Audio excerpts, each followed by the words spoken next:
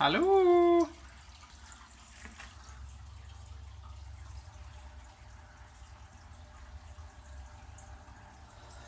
So, had to redesign the tank. Some of the plants that I used last time were a little more trouble to take care of than they were worth. They were a little water hungrier than I wanted, and sort of fell down on duty for taking care of and watering things, and most of the things died. So I've done a redesign. You can see windows are a little dirty, but this side that was full fish tank, I went ahead and dropped down the water level so that it's only about 4.5, 5 inches deep. Makes it a little easier for water dragons to swim. The smaller one used to swim in the deeper water all the time and really enjoyed it. Would go down to the bottom and hide in things. The larger one, who is currently in this small tank because he's being a butthead after the redesign, he really didn't use it. He would just sit on what I used to have as a perch over here and rest while pooping and then shaking his head off, and that was about it. So they're using it a lot more after the redesign. Just a few things that I just wanted to show. First, good, easy to take care of plants. We've got golden pothos. These are not safe for mammals. They've got calcium oxalate in it, which causes inflammation and irritation and throat swelling, which causes all sorts of problems, but it doesn't appear to affect lizards in any way, which is interesting. It's good to know. Most other vines are toxic. You can't really use them. Pothos is a good one. Other things which are good, especially if you're going to do a submerged thing, we've got Lucky Bamboo, which is kind of Dracania, I believe. Then these here, which look kind of like less red Poinsettia, are also a kind of Dracania. They're also very water hungry, very nitrate hungry. I've got here some, I removed all the potting soil. I've got them in just diatomaceous earth baked clay pellets, basically. They're a good cation exchange, so they're really good for letting the nutrients of the water get into the plant roots. These are pretty hardy. They're also non-toxic. Poinsettia are pretty, but they will screw up your animals. We've got some changes over here. If you want a creeping ivy, most creeping ivies are toxic. But if you find one of the ficus variety, that's creeping figs basically, they're okay. They're a little bit harder to find, but they are kind of pretty. They look fake, which I don't really like, but they are pretty. They're pretty hardy. The leaves aren't super moist. The lizard has torn through this and dug around it quite a bit since I put it in. It's not really causing any problems. And then ferns are generally safe. So there's several different kinds of ferns the hardware stores usually carry. There's these with a little more sparse things, and then the kind with the more fluffy branching ones. These will get quite a bit bigger than this. I've got some more pothos here just hanging in the water and then draped over my leaves.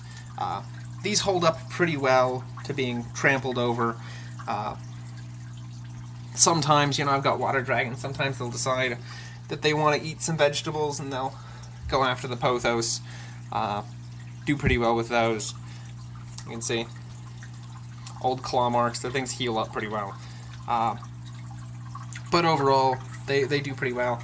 And this is a lot more work than a lot of people put in. A lot of people use fake stuff, but you can see here. Well, maybe you can see here. My humidity out here is very low. I've had this water flow running for a long time. I've got a lot of plants in here. I missed the tank, and I'm still at about 26% humidity. That will go back up to about 40% after a couple days. Water dragons are not the best things for the desert. I've got a fountain here, which I'm in the process of finishing up. Let's see if it'll focus there. And these are really easy to do. If you go down to a pet store, you can usually buy rocks for fish tanks. You can buy them by the pound, and you can get larger rocks. This is old volcanic rock. You can get large rocks, like these down here, for usually about $1 or $2.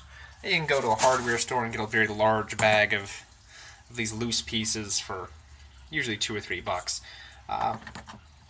And to make something like this, you get the rocks and you just very lightly apply a little bit of hot glue, and then you get, I'm going to cut here while I find the jar real quick.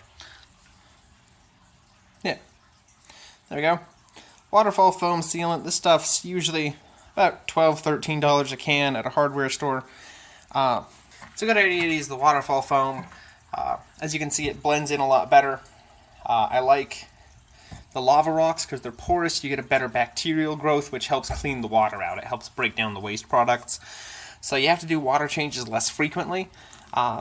With enough filtration, with enough water cycling, you can basically turn this into a large fish tank, which is pretty self-sustaining for waste products.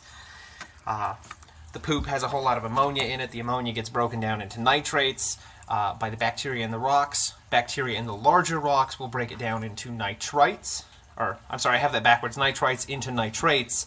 And the nitrates will be eaten by pothos, which is incredibly nitrate hungry. So that helps control a lot of the waste products in the water. I started out initially with, you can see it here, the cheaper yellow foam that they sell at the hardware store. I would not recommend that.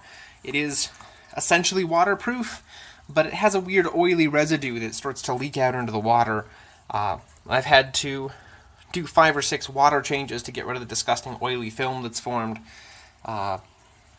This darker waterfall sealant doesn't seem to have that problem. Rest of the design for this is pretty simple. You can see here I've got an external faucet so that I can do water changes. This hooks into this pump down here. This is I believe a 300 gallon per hour rated pump. I got it from China on eBay for $20. And this runs up through here. There's a T, half of it goes to this. When the pump is off, I can hook up a hose and pump water in. When the pump is on, water comes out, and I can drain the actual water this way. And that goes to this T, which splits off here. I've got a lot of other T's for this press-fit tubing. And then I've just got 4 tubes, which I have super glued, or hot glued in currently. It worked pretty well. I still need to put some rocks in front of them to break the water flow off a little bit, but overall it was about, I don't know, maybe an hour and a half of work. The foam hardens overnight. You end up with something that looks pretty good. Waterfall this size on Amazon's like $300. The total cost of this for me was about $35, $40. Including all the brass fittings and everything, I'm looking at probably about $75 because I've got drainage and things like that. But it's because I have a really weird size hookup. It's a 5/8 pipe, and our local hardware store basically doesn't carry anything 5/8 tubing. So if you plan ahead, you can spend a lot less than this.